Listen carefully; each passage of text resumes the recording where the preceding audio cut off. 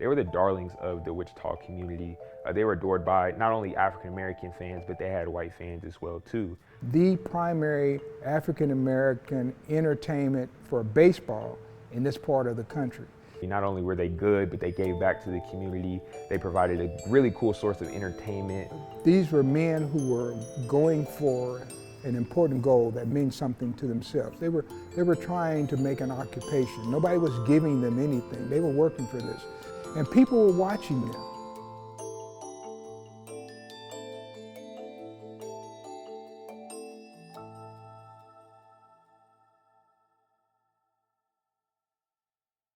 Wichita has always been a baseball city. I mean, we had the Wranglers, and then we moved to an independent team with the Wingnets that most people know, and then now we have the Wind Surge. So talking about the Monrovians and kind of the Negro League in general is a big part of baseball history. The Wichita Monrovians were a all-black, semi-pro, barnstorming team here locally in the city of Wichita. They were started by J.M. Booker, who was a political activist, a community activist, and lawyer and attorney as well. In a time in which there were great racial divisions in the country, in baseball, at least in the Midwest and Wichita particularly, there was a great deal of interracial baseball being played. But you can't write the baseball story without writing these stories. So people live in a real world, and I try to put my baseball in that real world so people can understand what these ball players felt. In 1896, Plessy versus Ferguson legitimized segregation with the phrase separate but equal so long as separate is equal.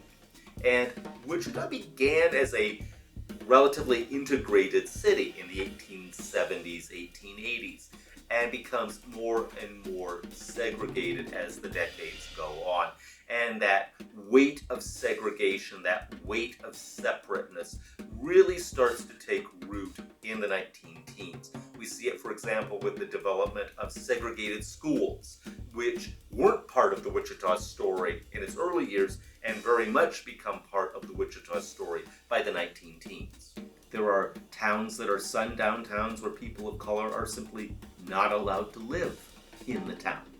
If I wanted to stop now and go and eat at a restaurant, I could probably do that, but those guys couldn't. So they had to know where they could go to eat, and so taking the whole culture in consideration is the only way that you can really tell the story and get people to understand what these ball players went through to be able to provide entertainment for people who were just sitting in their community who just wanted to see a ball game.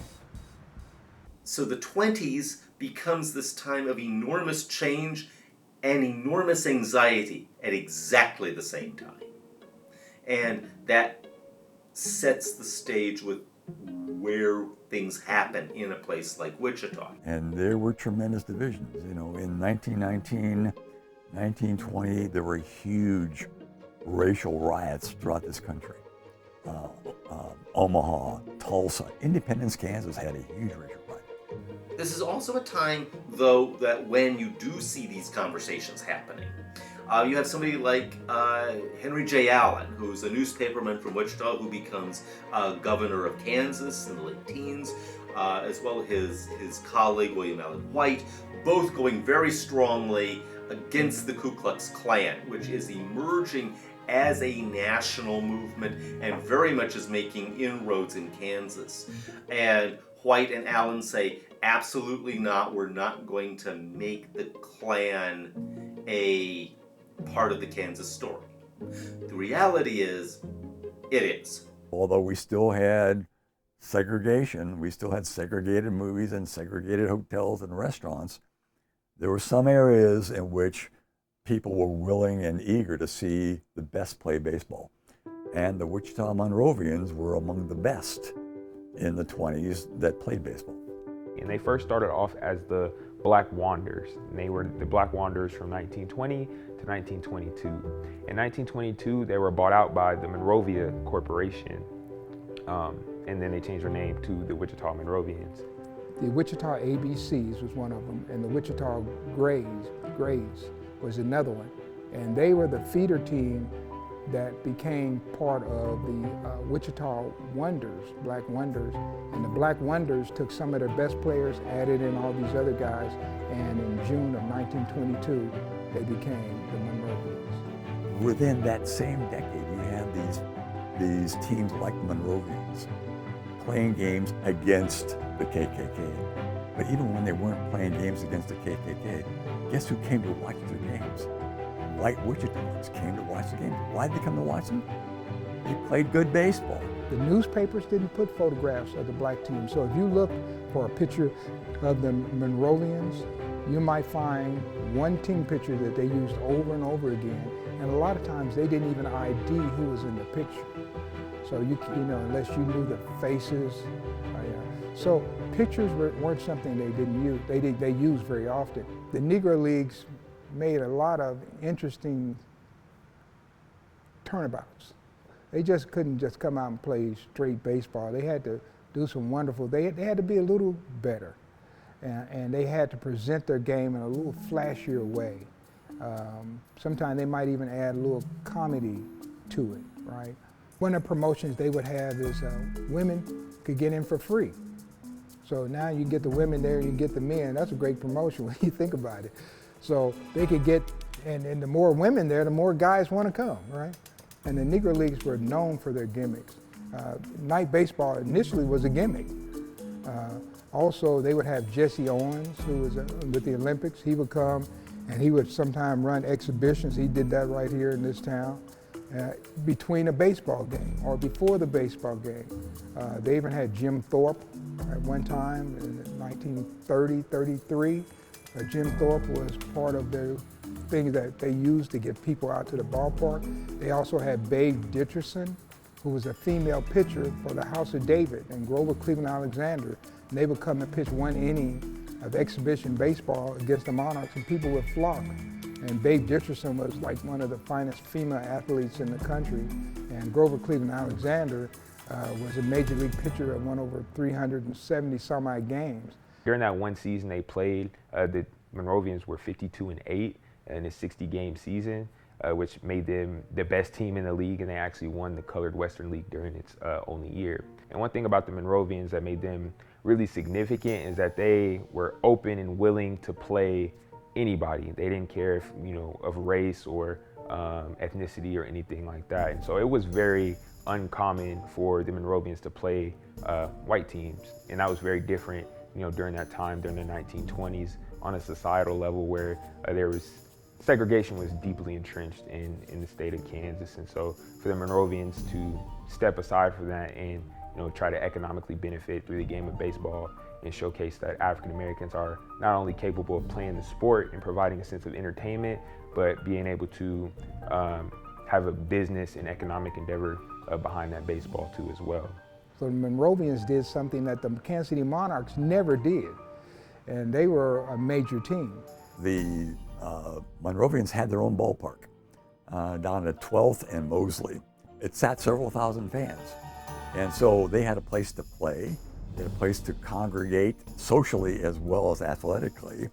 And it was a place where economically they were able to make some money to keep that team going. That's kind of unique because most African American teams did not have their own park. And not only like did they use this economic or these profits that they were making from these games just for themselves, but they were investing back into their community. So for example, the Wichita Monrovians, they were known for donating money to the Phyllis Wheatley Children's Home, which was here in Wichita, Kansas, which served many African Americans in the capacity of if they came to Kansas and, you know, they weren't able to be on their feet, that they could go to the Phyllis Wheatley Children's Home, and it served as a transition space for them to get acclimated into society. For many African Americans, this was really good because, I mean, they felt welcome. They didn't have to worry about the tensions of racism or, you know, going somewhere and being discriminated against. And even some of the white fans who came were, of course, of less prejudice. And we're just coming to watch some really good baseball. On June 21st, 1925, the Wichita Monrovians played against the Ku Klux Klan. This is a really big event, and most people recognize that as something that, you know, at least me personally, I never would have thought something like that would have happened. When you talk about the game with the KKK, it gets a lot of ink, right? But technically, if you look at the state of Kansas and how the Ku Klux Klan was being organized in Kansas, in some of these small towns, and also the treatment that these black ball players were receiving in small town, they might have been playing the KKK every time they left Wichita. If you look at the advertisements, it says, no bullwhips, no razors, and no other violent impediments. And the reason why they wanted to showcase the fact that this was a non-violent game, because the Ku Klux Klan had a relatively negative reputation in the state of Kansas, and actually their charter was under threatened by the current governor. And so the Ku Klux Klan were really working to try and provide more of a positive image. Even during the week of the game, they did clothes drives and food drives, and they claimed that these amenities are going to be open for all members of the community to come and enjoy. According to what's been written, they say that this game went off without a hint of violence, even after the game. That the game was 1-1 up until the 5th inning, and then the final score ended in 10-8, with the Monrovians being the victor. There's a temptation to say that everybody in Wichita supported the Monrovians against the Klan. That probably wasn't the case. And these games reflected a number of concerns in society. There's a reason why the umpires were white Catholics, because there was a perception that they would not have ties to either group. The Monrovians had got some pretty good players, and they had their pick not only from guys from Wichita, they were bringing in guys from all over the region. And some of the players that I know that were here, for instance, T.J. Young. T.J. Young was an outstanding catcher, originally out of Okmulgee. George Bacon Brown. I don't know how they got his nickname, but Bacon Brown was from Independence, Kansas. And he also played in the Negro Leagues later on.